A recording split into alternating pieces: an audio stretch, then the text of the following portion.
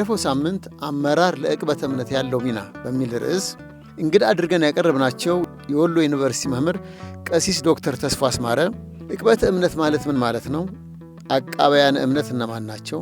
ገዳማት ከመካነ ጸሎትና ትምህርት ባሻገር ለዕቅበተ እምነት ያላቸው ሚና ምን መምሰል አለበት? የሚሉትና ሌሎች ሐሳቦችን አንስተው አመራር በዕቅበተ እምነት ላይ ያለውን ጉልህ አስተዋጽኦ በዋና ሐሳብነት ማቅረባቸው ይታወሳል። ዛሬ የሳምንቱን ተከታይ ክፍል ይዘው ይቀርባሉ። ቆይታችሁ ከኛ ጋር እንዲሆን በታላቅ አክብሮት ጋበዝናችሁ።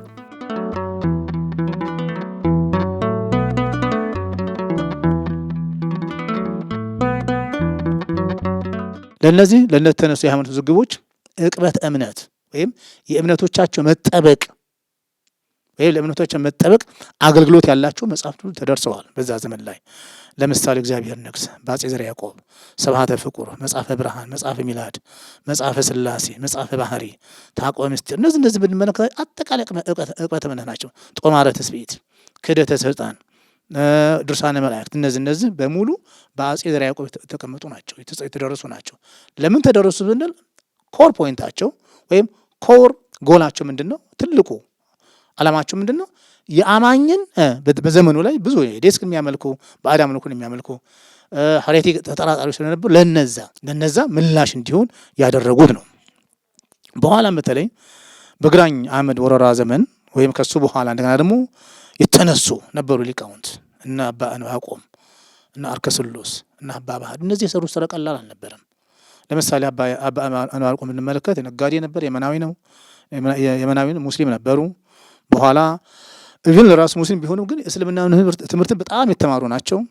በኋላም ክርስትና ተቀበሉ። ቤተክርስቲያን መምህር እስከ መሆን ደረጃ ደረሱ ነበሩ። በኋላም ደግሞ የደብረ ሊባኖስ እጨጌ ሆነው ሰርተዋል፣ አገልግለዋል በጨጌነት።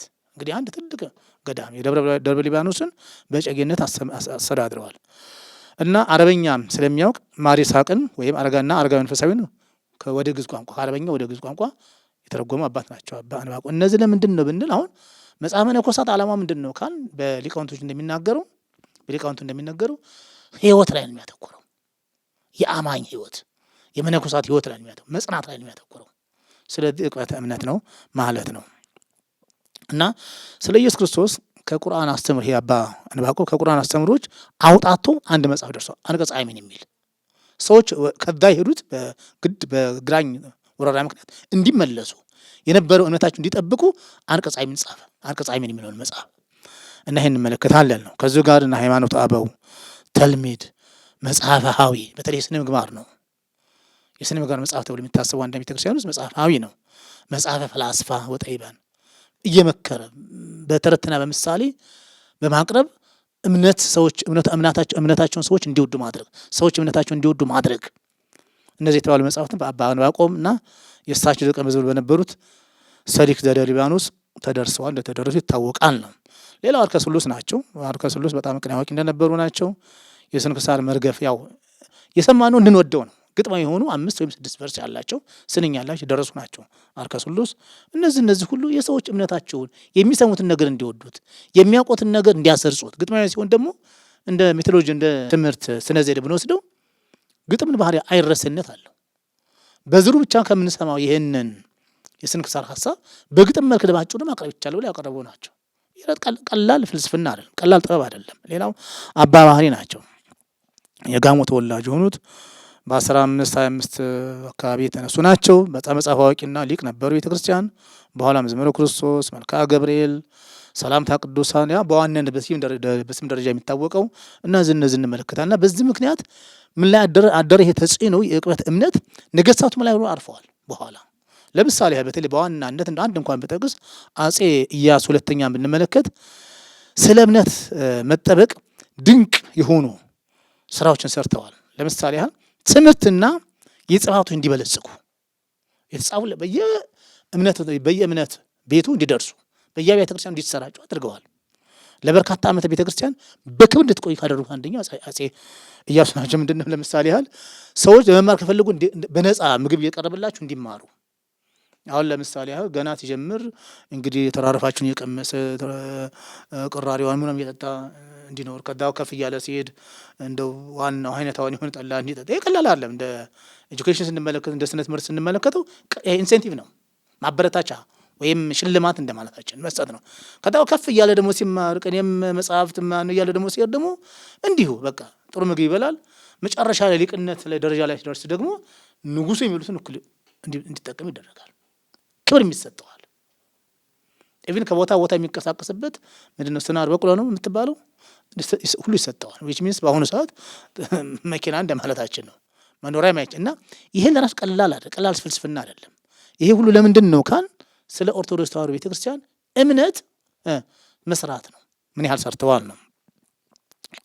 በዚህ ምክንያት በርካታ መጽሐፍ ተጽፈዋል። በርካታ ሊቃውንት ቤተክርስቲያን ወጥተዋል። በማን ነገስታቱ ቀኑ በተሰራው የቅበተ እምነት ስራ ተጽዕኖ ምክንያት አዎንታዊ ተጽዕኖ ምክንያት ማለታችን ነው። በኋላም እያደገ መጥቶ የሰበካ ጉባኤ አደረጃጀት እንመለከታለን። በ1965 ዓመት ይሄ ሀሳብ ተጠነሰሰ። ይሄ ቀላል አይደለም። ከትልቁ የቤተክርስቲያኗ መዋቅር ከሲኖዶስ ጀምሮ እስከ አጥቢያና እስከ አንዱ ምእመን ድረስ የሚደርስ መዋቅር ማለት ነው። ሲኖዶስ ብለን ሀገረ ስብከት ካን ወረዳ ብለን አጥቢያ ብለን አንድ ግለሰብ የሚደርስበት አሁን ይሄ ቀላል አይደለም። ምን ያህል ነው ግን አሁን ይሄ የተሰራበት የሚለው መቼም በአሁኑ ሰዓት በተለይ ሰበካ ጉባኤ የሚለው በቤተክርስቲያን ውስጥ አንድ ትልቅ ፈተና ሆኗል ማለት ይቻላል። ከስራው ጋር ማለት ነው። ግን በጣም ጥንቃቄ ግን የሚያስፈልገው መስሎ ይታየኛል። ራሱን የቻለ አንድ አውድ ተሰርቶ ተመርምሮ ተጠንቶ ታይቶ ቢቀርብ በጣም ደስ ይለኛል። ግን ይሄ ላይ የምንመለከተው ምንድን ነው የነበረው የቅበተ እምነት እስከዚህ ጊዜ ጥሩ ድረስ ነበረ ነው። አሁንም እንመለከታለን ጥሩ ነገሮችን እናያለን። በተለይ ትምህርቶችን መስጠት በእድሜ በክፍል ደረጃ ካሪክለም ስርዓተ ትምህርት ቀርጾ ማስተማር ይሄ ቀላል ነገር አለ፣ በቀላል የሚታይ ነገር አለ። ያ ግን ወደ ህይወት እንዲገለጽ ማድረግ ሌሰን ብቻ እንዳይሆን ማለታችን ነው። አሁን ዞያም በየትምህርት ቤት ስንሄድ እኛም እንሰጣለን። ስንሄድ ግን በጣም ብዙ ተማሪዎች ምን ያህል ያውቀት ግን ወደ ህይወት ተተርጎማል የሚለውን ነገር ማሳየት ያስፈልጋል ነው። ይሄን ካልኩኝ እንደ ኤክስፒሪየንስ አንጻር መሪነት ምንድን ነው ከቅበተ እምነት አንጻር ነው። መምራት ማለት ምን ማለት ነው? እስኪ አንድ አባባል አለ። ሹመት ሞት ይባላል። ኃላፊነቱ ነው። ሌላ ነገር አለ። ምን ያሁን እንደ አንድ ሊደርሺፕ ተማሪ አጥኔ ሊደርሺፕ ስትመለከቱ ምን ያህል እኔ ለሊደርሺፕ እበቃለሁ፣ ለአስተዳዳሪነት እበቃለሁ ብለን ስንጠይቅ ቀላል እንግዲህ በዚህ የታሪክ ሂደት ውስጥ ድኛ ላይ የተደረሰች ቤተክርስቲያን በእኛ እጅ ያለች ቤተክርስቲያን እንዴት ነው የምትጠበቀው? ስለዚህ መሪነት በቅበተ እምነት ሲታይ መጀመሪያው ለተሰጠው ስራ ለተሰጠው ኃላፊነት ራስን ማዘጋጀት ወይም ራስን ብቁ ማድረግ ነው። ስለዚህ በቅበተ እምነት ውስጥ መሪዎች ምን ማየት አለባቸው? ለእምነታቸው ጥልቅ እውቀት እና ከእውቀታቸው ጋር ቁርኝት ማሳየት መኖር በቃ ከእነሱ ጋር የተዋደደ መሆን አለበት። በተለይ ቤተክርስቲያን መሪዎች መቼም በቤተክርስቲያን መሪ ስንልና የአንድ ቦታ ያለ ተቋም መሪ አንድ አይደለም። መሪዎች ሊኖራቸው የሚገባው ነገር እውቀትን ብቻ ሳይሆን እውቀቱ የሚገለጽ መሆን አለበት ነው። ልክ እንደዛ መሆን አለበት። ራሳቸውን እንደ እውቀት እምነትና አርአያነት የሚጣልባቸው እውቀትም በቃ ይሄ ጥያቄ ያለ እሳቸው ጋር ሄጄ መፍትሄ ያገኛለሁ እምነቴ ምንድን ነው ብዬ ብጠይቃቸው ሊነግሩኝ ይችላሉ። ያን ለራሱ በህይወት በአርአያነት ማሳየት የሚችሉ ናቸው ብዬ አርአያነት የሚጣልባቸው መሆን አለበት ነው። ጽንሰ ሐሳቡ ይሄ ነው እና እነሱም እንደዚህ አይነት የሆኑ ሰዎች ሆነው መቅረብ አለባቸው ነው። ስለዚህ ይሄ ምንድን ነው? ይሄ በአጠቃላይ ለውጤታማ ወይም ውጤታማ ለሆነ አመራር ወሳኝነት አለው። ታማኝ ወይም ተአማኒነት ያለውን ሊደርሺፕ ወይም አመራር ተአማኒነትን ማበረታታት ማለት ወይም ተአማኒነትን ገንዘብ ማድረግ ማለታችን ነው። ሌላው በሰል ያለ አስተሳሰብ በልጦ መገኘት ማለት ነው። በሰል አስተሳሰብ ወጣቱ ችግር አለበት። ምንድን ነው ችግሩ? ቀድሞ ማወቅ አለ፣ ፕሬዲክት ማድረግ መቻል፣ መተንበይ ያለበት ያንን በሰል አስተሳሰብ አሉ። አማኞቻችን የት ነው ያሉት? በምንድን ምክንያት ነው የሚሄዱት? በዚህ ምክንያት ሊሆን ይችላል። ሃይፖቴሳይዝ ማድረግ አለባቸው። መገመት መቻል፣ ያንን ማወቅ መቻል ቀድሞ ችግሩ አንድ ነገር ሲነሳ አሁን ቅድም የተመለከትናቸው በሙሉ ከኦርቶዶክስ ተዋሕዶ ውጭ ካልሆኑትም ከሆኑት የምንመለከተው ነገር ምንድን ነው? ነገሮች ቀድሞ መተንበይ ከሚዲያው የሚፈጥረው ግሎባላይዜሽን ሴኩላሪዝም የሚፈጥረው ችግር ምንድን ነው ብሎ ተረቶ ለዛ ምላሽ መስጠት ማለታችን ነው። ዕቅበተ እምነት መሪዎች በጥልቀት እንዲያስቡና ከተቃራኒ አመለካከቶች ወይም ከእምነት ካለው አስተምሮ የሚጣረሱ ወይም የሚቃረኑ ጋር እንዲገናኙ ማድረግ፣ ያንን ማስሸፕ ማድረግ መቻል የሚችሉ መሆን አለባቸው ነው። ስለዚህ ይህ ክህሎት ሊኖራቸው ይገባል። ምክንያቱም ለምን ፈተናዎችን መተንበይ መቻል አለባቸው። ምን ሊያመጣ ይችላል? በአሁኑ ሰዓት አሁን አንድ ምእመን አንድ ወጣት ቤተክርስቲያን ከሚመጣ ቤተክርስቲያን መጥቶስ ምንድን ነው የሚያደርገው? አንዳንድ ጊዜ መድረክ ላይ ይታያል እና ቁጭ ብሎ መምህሩ እዛ ያስተማሩ፣ እሱ ግን ሌላ ውስጥ ነው ያለው። ወይም ፌስቡክ ላይ ነው ያለው፣ ወይ ቲክቶክ ላይ ነው ያለው፣ ወይንም ዩቲዩብ ላይ ነው ያለው። እንዴት ያን እንዴት መግዛት የሚቻለው? አይ ምንድን ነው ከዛ በላይ ሆኖ መገኘት ማለት ነው። ከዛ በላይ የሚስብ ነገር አለ። የሚስበውን የሚስብ መቻል፣ ያንን አትቶ ያንን ግድ ብሎ ምንድን ነው ቅዱሳን መናንያን የዓለምን ጣዕም ንቀው አለ እንዴ ወደ ገዳማዊ ህይወት ወደ ምናኔ ህይወት የሚገቡት። ስለዚህ በዓለም ሆነ ይህን ከዚህ በላይ ያን እንዲንቀው ያን እንዲተው ማድረግ የሚችል የሚዲያ ስርዓት ያስፈልጋል፣ መጠቀም ያስፈልጋል። ምን ያህል ነው ሚዲያችን? ምን ያህል ነው ሚዲያው ይህን ነገር በልጦ የሚገኘው? የዘመኑን ችግር በልጦ መታየት ሊገዛ የሚችል የኦቲሲ ቤተክርስቲያን የኢትዮጵያ ኦርቶዶክስ ቴሌቪዥን ፕሮግራም የሚመለከተው ወይንስ የአንድ ቴሌቪዥን ፕሮግራም ኮሜዲን የሚመለከተው ወይም ሌላ ዓለማዊ ድራማዎችን የሚመለከተው? ለምን ተመለከተው? ማጥናት ያስፈልጋል። አቀራረቡ እንዴት ነው? ገዢ ነው አይደለም? ይሄን ነገር ማጥናትና ማየት ያስፈልጋል ነው። ስለዚህ አጠቃላይ የሚነሱ ፈተናዎችን መተንበይ፣ ስጋቶችን ነቅሶ ማውጣት ያስፈልጋል። ምንድን ነው ስጋታችን? አሁን የቤተክርስቲያን ስጋት ምንድን ነው?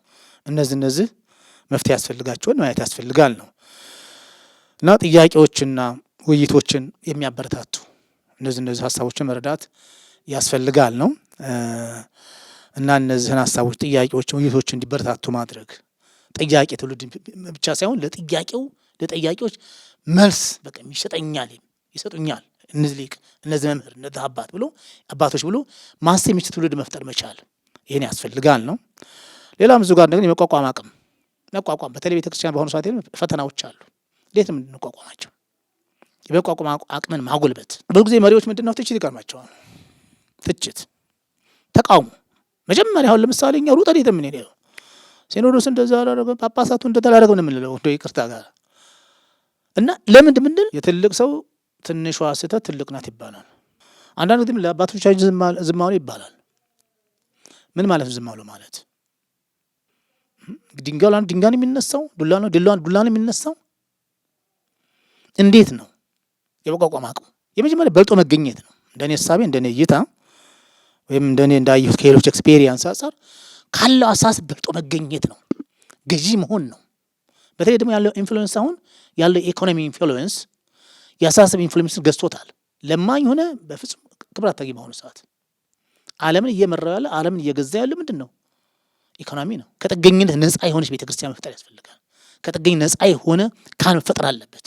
ከጥገኝነት ነፃ የሆነች አጥቢያ ቤተክርስቲያን መኖር አለባት። ሁልጊዜ ምድራዊ ምጽዋት መታየት የለበትም ነው። ስለዚህ ምንድን ነው ይሄ? የመቋቋም አቅምን መገንባት ነው። አማኞች ችግር ያለባቸው ሆኖት አማኞች የሚረዱበት ተቋም ሁሉ ያስፈልጋል። ያ ምን አይነት ኤክስፒሪየንስ በሌሎች ላይ ይሄን ነው። በግብጽ ቤተክርስቲያን ብዙ እምነቶች ቤተ እምነቶች ላይ የምንመለከተው ይሄን ነው። ስራ ፈጣሪዎችም ናቸው። ስለዚህ እንደዚህ ነገሮችን ማሰብ ያስፈልጋል ነው።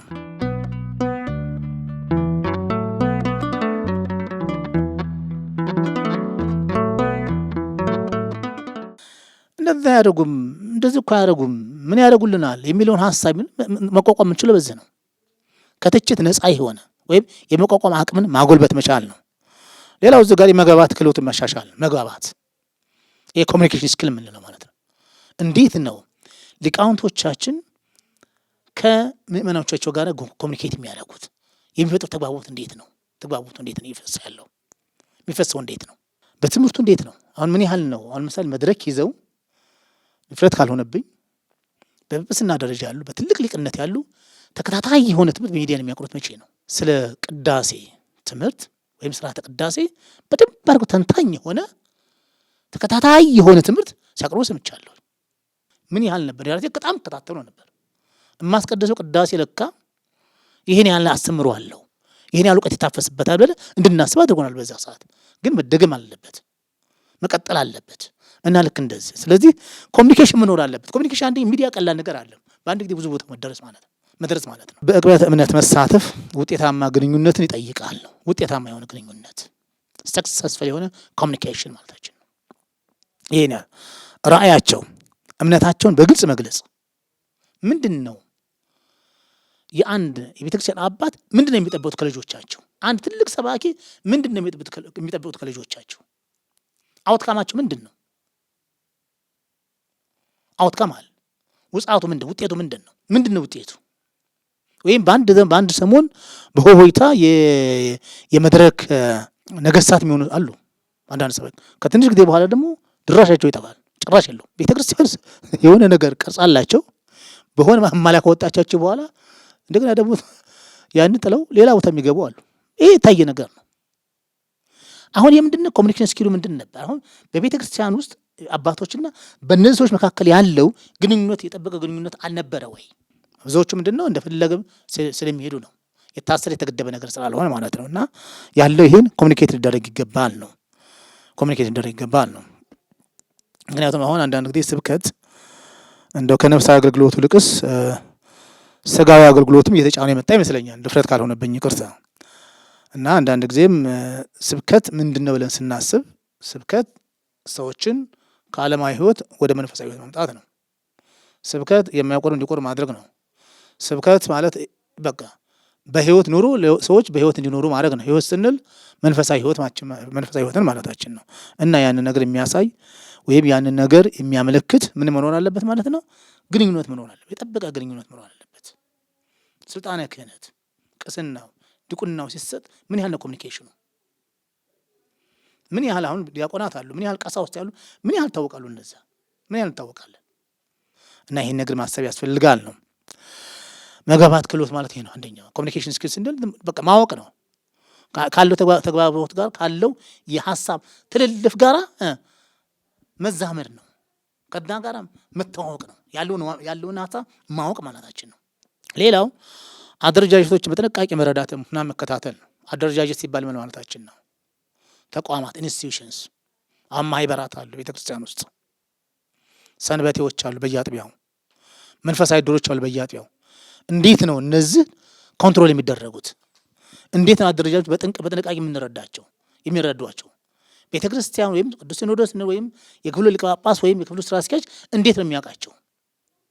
እንዴት ነው እየሰሩ ያሉት? አሁን ገሌ ማህበር ስንል ስም መጥቀስ አያስፈልግም። ምን ያህል የቤተክርስቲያን አገልግሎቱ ቤተክርስቲያን እየጠቀመ ነው፣ ቤተክርስቲያን እየጎዳ ነው? ለምን ችግር ተፈጠረ? ያን ነገር በምንድን የተፈጠረበት? አደረጃጀቶችን ቁና መስጠት ብቻ አይደለም፣ መከታተል ያስፈልጋል። ቤተ እምነት ውስጥ እንዴት ነው? በተለይ ከመንፈሳዊ ህይወት አንጻር፣ በተለይ ደግሞ ከኢኮኖሚ አንጻር፣ በተለይ ገንዘብን ከማስተዳደር አንጻር፣ ሂሳብን ከማስተዳደር አንጻር እንዴት ነው? እና እነዚህ እንደው በወፍ በደር ቢሄድባቸው ይቻላል። በጣም ለዕቅበተ እምነት ያላቸው ሚና በጣም ከፍተኛ ስለሆነ ጥንቃቄ ያስፈልጋል። ሰንበቴዎቻችን ምን ያህል ናቸው? ሰንበቴዎች መንፈሳዊ ድሮች አሉ። እነዚህ መንፈሳዊ ድሮች ምን ያህል ነው ቤተክርስቲያን የምታውቃቸው? ቤተክርስቲያንስ የምትመራቸው ነውስ? እነሱ እንደፈለጉ ነው ያለው። አንዳንድ ጊዜ አሁን ሰንበት ትምህርት ቤት የህንጻ እንሰራለን፣ አንተን አይመለከትም፣ አለቃው ይባልበት ሁኔታ እንመለከታለን። ገንዘብ እንሰበስባለን፣ አይመለከታችሁ ይባላል። የቃለ ጉባኤ ቃለ አዋዲ ይሄን ነው የሚለው። ስለዚህ ቤተክርስቲያን ያለትን አደረጃጀት ምን የመቆጣጠር ያስፈልጋል። ምክንያቱም እነዚህ ተሰፍረው ተቆጥረው ያሉ ነገሮች ስለሆኑ ማለታችን ነው። እና የጋራ ራዕይ ማሳደግ ይሄ ምን ይኖራል ማለት መጨረሻ ላይ ይሁን የጋራ ራዕይ የሆነ ኮምፕሬሄንሲቭ የሆነ ቪዥን ይፈጥራል። የጋራ ራዕይ ሁሉም ገሌ ማህበር ገሌ ጽዋ ማህበር ሁሉም ዓላማው ምንድነው? ሰዎች ምን እንዲሆኑ የኢንተርናል ላይፍ ወይም ሱታፊ አምላክ እንዲኖራቸው ማድረግ ነው። ስለዚህ ይሄን ነገር በደንብ አድርጎ ማየትና ማስተዋል ያስፈልጋል ነው።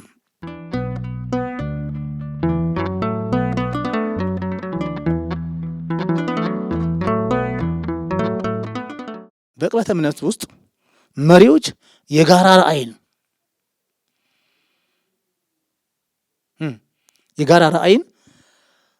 በሚቆጣጠሯቸው ወይ በሚያስተዳድሯቸው አብያተ ክርስቲያናት የጋራ እንዲኖር ማድረግ መቻል አለባቸው።